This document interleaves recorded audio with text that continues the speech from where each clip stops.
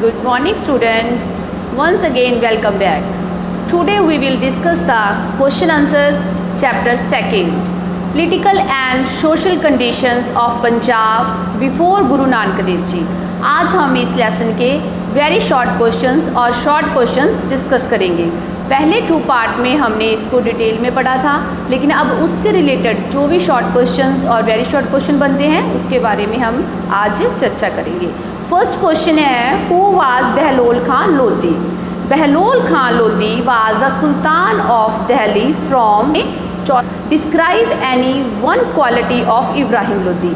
अब हमने बताना है इब्राहिम लोधी की कोई एक क्वालिटी, वो क्या था? एक अच्छा सैनिक था। He was a good soldier. Third question है, describe 2 shortcomings of Ibrahim Lodi. अब हमने इब्राहिम लोधी की 2 शॉर्टकमिंग्स बतानी है कि उसमें क्या कमियां थी। Ibrahim Lodhi himself was an Afghan but he failed to understand the freedom loving nature and habits of the Afghans। वैसे तो इब्राहिम लोधी अपने आप को पठान समझता था, लेकिन वो पठानों के स्वभाव को नहीं समझ सका। और दूसरा क्या कारण था कि उसने अपने दादा और अपने पिता की पॉलिसी को ना अपनाकर खुद अपनी पॉलिसी अपनाई, और जिसमें उसने बहुत ही कड़ा अनुशासन कायम रखा।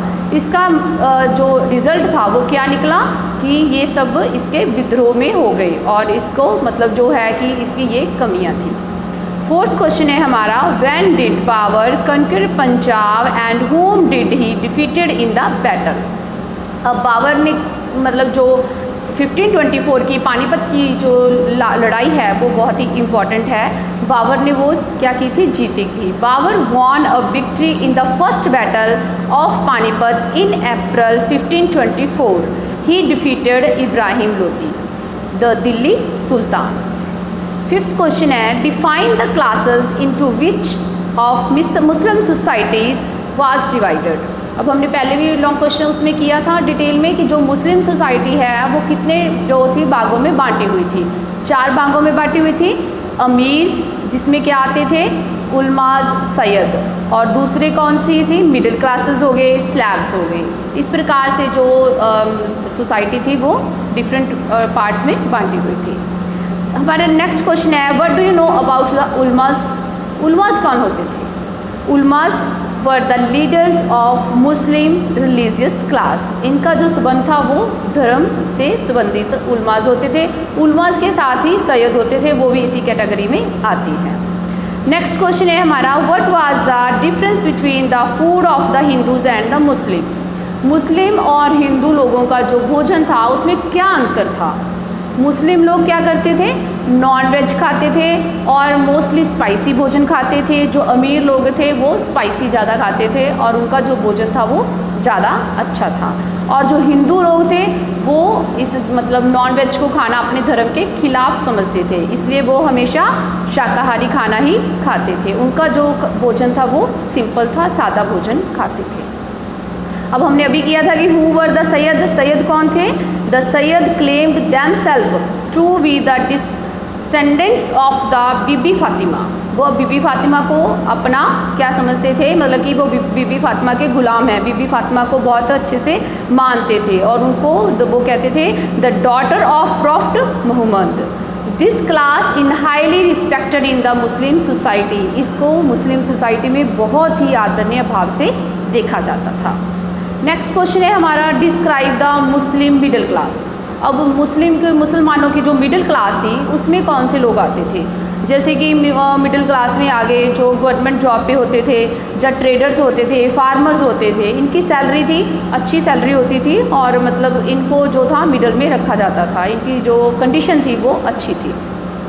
Describe the dress of the Muslim womens. जो औरतें थी वो क्या पहनती थी? ये तो हमें पता है कि जो मुस्लिम औरतें होती हैं वो क्या पहनती थी? बुर्कास पहनती थी और अपने आप को हमेशा ढक के रखती थी। और जो अमीर औरतें होती थी वो हमेशा मतलब उसमें जाती थी, मतलब कि सारी दासियाँ उनके चारों तरफ होती थी। और जो उनकी जो ड्रेसअप होती थी वो होती तो सेम ही थी, लेकिन जो उनके ज्वेलरी थी वो बहुत ही मतलब हीरे जवाहरात पहनती थी। नेक्स्ट है कि what is meant by A social class? a society is generally divided into different classes having their separate characteristics. ये थे हमारे वेरी शॉर्ट क्वेश्चंस। उसके बाद है हमारे शॉर्ट क्वेश्चंस जिसमें है कि describe the religious policy of Sikandar Lodi. अब सिकंदर लोदी की जो रिलीजियस पॉलिसी थी वो क्या थी, जो धार्मिक पॉलिसी थी। According to Muslim historians Sikandar Lodi was an intelligent ruler. वो एक इंटेलिजेंट रूलर था, लेकिन जो उसकी धार्मिक पॉलिसी थी वो ये थी कि वो हमेशा इस्लाम धर्म को ही मानता था। जो इम्पोर्टेंस देता था वो इस्लाम धर्म को ही इम्पोर्टेंस देता था, हिंदू धर्म के वो बिल्कुल खिलाफ था। जो भी लोगों की प्रॉब्लम्स होती थी उनको सुनता था, अपना धर्म समझता था कि मैंने उनकी प्रॉब्लम्स को सॉल्व करना है, लेकिन जो प्रॉब्लम सुनते था वो किसकी सुनता था, सिर्फ अपने ही धर्म के लोगों की। हिंदू धर्म के लोगों से उनका कोई भी लेना देना नहीं था। और दूसरा क्या था कि वो हिंदू धर्म की मूर्तियाँ, उनके मंदिर, उनको भी तोड़वा देता था और उसको अपना शौक़ समझता था। ये उसकी क्या थी, एक रिलीजियस पॉलिसी थी। नेक्स्ट क्वेश्चन है हमारा describe the administration of the Sikandar Lodi. अब जो सिकंदर लोदी का जो शासन प्रबंध था वो कैसा था। अब बहलोल लोदी की मृत्यु के बाद सिकंदर लोदी को बनाया गया, तो उसका मतलब जो बादशाह माना जाता था सिकंदर लोदी को, उसने अपने राज्य प्रबंध को केंद्रित किया तथा सरदारों और जागीरदारों पर उसका पूरा कंट्रोल रहा। उसने केंद्रीय पंजाब का निजाम दौलत खां लोदी को नियुक्त किया। अब उसके प्रांत की जो सीमाएं थी वो भेरा से लेकर सरहंद तक थी। दीपालपुर पंजाबी एक शक्तिशाली उपप्रांत बन गया था जो दुआबा चज में गखड़ों का बोलबाला था। इन सभी शासकों में दौलत खां लोदी का जो पद था वो सबसे ऊंचा था, क्योंकि सिकंदर लोदी सभी लोदियों में से जो ये था, लोदियों के कबीलों में से इसको सबसे महत्वपूर्ण मानता था, शक्तिशाली मानता था।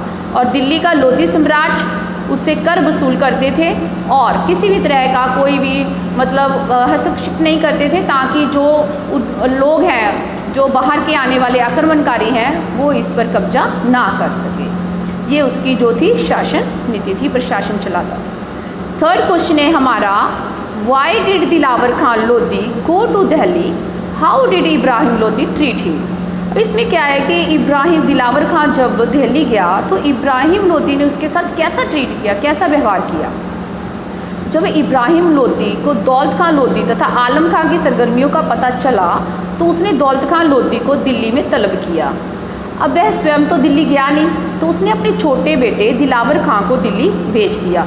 जब वह दिल्ली गया तो वहाँ पर इब्राहिम लोदी ने उसको कैद कर लिया, उसके साथ कोई अच्छा व्यवहार नहीं किया, उसको कैद कर लिया। कैद करने के बाद उसके सामने मतलब इस तरह की झांकियाँ दिखाई गई जिसमें उन लोगों के ऊपर काफ़ी जुल्म किए जाते थे। मतलब उसको डरा रहा था, एक तरफ से उसको धमकी दे रहा था कि आपके साथ भी ऐसा व्यवहार किया जा सकता है। तो इससे क्या था कि वो बड़ी मुश्किल से वहाँ से भाग निकला और लाहौर पहुँच गया। इस पर दौलत खां लोदी को विश्वास हो गया कि इब्राहिम लोदी उसे अवश्य ही सज़ा देगा। तो परिणाम स्वरूप इससे इब्राहिम लोदी को नीचा दिखाने के लिए दिल्ली से उसने संबंध तोड़कर एक अन्य विकल्प ढूंढना शुरू कर दिया। नेक्स्ट क्वेश्चन है हमारा write about Babar invention of India in 1524 AD। अब बाबर ने जो इंडिया पर जो किया था, मतलब अपना राज किया था पंजाब पर, तो जो बाबर की 1524 की नीति है वो बहुत ही इम्पॉर्टेंट है। इसमें क्या है कि 1524 में दौलत खां ने केंद्रीय पंजाब में अपनी स्थिति मजबूत करने का अब फैसला कर लिया। परिणाम स्वरूप इब्राहिम लोदी उसके विरुद्ध हो गया। इब्राहिम लोदी ने मौका मिलते ही दौलत खां लोदी को सबक सिखाना चाहा, पुनः दौलत लोदी साम्राज्य में मिलाने का फैसला किया। परिणाम स्वरूप दौलत खां ने अपने पुत्र दिलावर खां को बाबर के पास काबुल भेज दिया, उससे पंजाब पर आक्रमण करने का नियंत्रण दिया। और दूसरी तरफ इब्राहिम लोदी ने दौलत खां लोदी के विरुद्ध अपनी सेना पर चढ़ाई कर दी। अब दौलत खां की हार हुई और जो बाबर था उसको बिना किसी रोक टोक के अब उसने 1524 ईस्वी में लाहौर के निकट जा पहुंचा। अब उसको जो अटैक करना था उसके लिए बहुत ही इजी हो गया था, उसका जो रास्ता था वो साफ हो गया था। जहां पर इब्राहिम लोदी की फ़ौजों ने बिहार खां के अधीन बाबर को रोकने की कोशिश की, पर बाबर ने उसे हरा दिया। दौलत खां लोदी को यह आशा थी कि बाबर इन इलाकों पर कब्जा करके उसका अधिकार उसको सौंप देगा। मतलब उसको ये आशा थी कि होप थी कि जो मतलब बाबर सारे इलाके ले रहा है, उस पर कब्जा कर रहा है, उसके बाद उसको दे देगा। पर हुआ क्या कि वो काबुल चला गया बाबर, और बाबर ने उसे जलंधर और सुल्तानपुर के इलाके ही दे दिए। और बाबर ने सुल्तानपुर का इलाका दिलावर खां को दे दिया, दीपालपुर उसने आलम खां को दे दिया, लाहौर को उसने अपने प्रतिनिधि अजीज़ को दे दिया। और बाबर ने क्या किया, वापस काबुल चला गया। उसे क्या अनुभव हुआ कि दिल्ली पर आक्रमण करने के लिए उसे अधिक तैयारी की ज़रूरत है। अब नेक्स्ट क्वेश्चन है हमारा, write a note on the amirs and sardar. अब हमने एक नोट लिखना है कि अमीर कौन थे, सरदार कौन थे, उसके बारे में चर्चा करेंगे। मतलब ये भी क्वेश्चन आ सकता है, यदि वेरी शॉर्ट क्वेश्चन आया कि अमीरों के बारे में आप क्या जानते हो या सरदारों के बारे में क्या जानते हो। ये क्या थी, मतलब ये मुस्लिम वर्ग में पाए जाते थे अमीर और सरदार। जो ऊंची श्रेणी के लोग होते थे, अमीर से ही हमें पता चल रहा है कि जो लोग थे ऊंची श्रेणी के लोग थे, इन्हें ऊंची पदवियाँ मिली होती थी, उनके जो खिताब थे वो भी ऊंचे थे। सरदारों को इक्ता अर्थात एक इलाका दिया जाता था और वो उस इलाके का टैक्स इकट्ठा करते थे, और वो जो टैक्स होता था वो अपने पर्सनल कामों के लिए लगाते थे। ये थे अमीर। उसके बाद जो सरदार थे, सरदारों का काम क्या था, मुहिमों में भाग लेना, और ये लोग आपसी लड़ाइयों में भी व्यस्त रहते थे। इनकी रुचि दिल्ली सरकार से स्वतंत्र रहने की होती थी, स्थानीय प्रबंध में ये लोग रुचि नहीं लेते थे, जो क्या थे, सरदार लोग थे। अब नेक्स्ट है कि right about the religious leader of Muslims. अब हमने पहले पढ़ा था वेरी शॉर्ट क्वेश्चन में, जो रिलीजियस से संबंधित मुस्लिम वर्ग के लोग थे उसमें क्या थे, उल्मा और सैयद, और ये शॉर्ट क्वेश्चन में भी आ गया। अब इसको हमने डिटेल में बताना है कि उल्मा कौन थे, सैयद कौन थे। मुसलमानों की धार्मिक श्रेणी के आगे उल्मा और मतलब सैयद दो श्रेणियों में बांटे हुए थे। उल्माओं के अतिरिक्त एक श्रेणी सैयदों को भी थी। तो ये स्वयं अपने आप को हजरत मोहम्मद की पुत्री बीबी फातिमा की संतान मानते थे। इनका समाज में काफ़ी सम्मान होता था। उपयुक्त दोनों वर्गों के लोगों को मुस्लिम कानून के विद्वान तथा धार्मिक नेता माना जाता था। शेख मुल्ला काजी इसी धार्मिक श्रेणी में आते हैं, और ये लोग इस्लाम कानून के विद्वान होते थे। सैयद और उल्मा दोनों क्या थे, दोनों ही इस्लाम कानून के विद्वान होते थे। नेक्स्ट है हमारा question, describe the condition of the slaves and other low classes in the society. अब जो सबसे नीचे जाति के लोग थे उनकी क्या थी दशा, तो मुस्लिम समाज में सबसे नीचे कौन सी जाति थी, जो सबसे मतलब हाथ से काम करने वाले लोग होते थे उनको सबसे नीचे जाति में रखा जाता था। गुलामों को, या फिर हम कह सकते हैं कि जैसे पॉटर्स हो गए, लेबर्स हो गए, ये सारे लोग होते थे जो नीची जाति में आते थे। हिजड़े जो होते थे उनको भी गुलाम बनाया जाता था। और लड़ाई के मैदान में जो मतलब ऑपोजिट वर्ग के लोग होते थे जो हार जाते थे उनको भी वो गुलाम बना लेते थे, बंदी बना लेते थे। और जो गुलाम होते थे इनकी दशा कैसी होती थी, मतलब इनको सिर्फ भरपेट खाना देना ही वो अपना एक धर्म समझते थे, जहाँ वो समझते थे कि इनको हम खाना दे रहे हैं यही उनके लिए बहुत ही अच्छा काम है।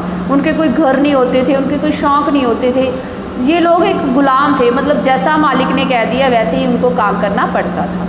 लेकिन इसमें यह भी था कि जो गुलाम थे उनके मालिक पे डिपेंड थे, मतलब यदि उसके मालिक की नेचर अच्छी है तो वो उसके साथ अच्छा व्यवहार करते थे, लेकिन कई कंट्रोवर्सी थे, मतलब बहुत ज़्यादा रूड थे तो वो उसके साथ वैसा ही व्यवहार करते थे। नेक्स्ट क्वेश्चन है हमारा, what were the food habits of the Muslims. अब मुसलमानों की जो भोजन था वो कैसा था। मुस्लिम समाज में जो अमीर, सरदार, सैयद, शेख, मुल्ला, काजी थे, इनका भोजन क्या होता था, स्पाइसी होता था, और उनके भोजन में मिर्च मसाले होते थे, और ये मोस्टली नॉनवेज का ही सेवन करते थे। और इसके अलावा जो मुस्लिम वर्ग में थोड़ी सी कम मध्य श्रेणी के लोग आ जाते हैं वो भी मतलब नॉनवेज खाते थे, लेकिन उनका जो नॉनवेज का जो भोजन था वो सादा होता था। तो ये इनका था। मुसलमान जो हाथ से काम करने वाले थे वो खाने में लस्सी वगैरह का भी प्रयोग करते थे। ये था इनके भोजन। और नेक्स्ट है कि right about the dresses of Muslim. ये मैंने आपको पहले भी बता दिया था, वेरी शॉर्ट क्वेश्चन में भी आया था कि जो ड्रेसेस थी वो मतलब लोगों की अलग अलग थी। जैसे मुसलमानों के उच्च वर्गीय लोग थे, वो नेचुरली है कि वो भड़कीले और मतलब कॉस्टली कपड़े पहनते, एक्सपेंसिव कपड़े पहनते थे, और उसके बाद रेशमी और सूती कपड़े पहनते थे। जो मध्य वर्ग के लोग थे वो सिंपल कुर्ता पजामा पहनते थे। जो ये सबसे नीचे लोग थे वो क्या थे कि मतलब अपना जो था अपनी कमर पे कमरबंद बांध के रखते थे और रुमाल रखते थे, और उनके जो जूते होते थे बहुत ही साधारण जूते पहनते थे। और औरतों का जो ड्रेसअप था वो वही कि वो बुर्का पहनती थी और नीचे तंग पजामी पहनते थे। पर्दे के लिए बुर्के का प्रयोग किया जाता था, और उच्च वर्ग की जो औरतें होती थी दास दासियों के झुरमुट में गिरी रहती थी और बंद डोलियों में ही जाती थी। ये थे हमारे शॉर्ट और वेरी शॉर्ट क्वेश्चन। और अब हम नेक्स्ट चैप्टर करेंगे, थर्ड चैप्टर, वो मैं आपको नेक्स्ट वीडियो में करवाऊंगी, थर्ड में। Thank you, have a nice day.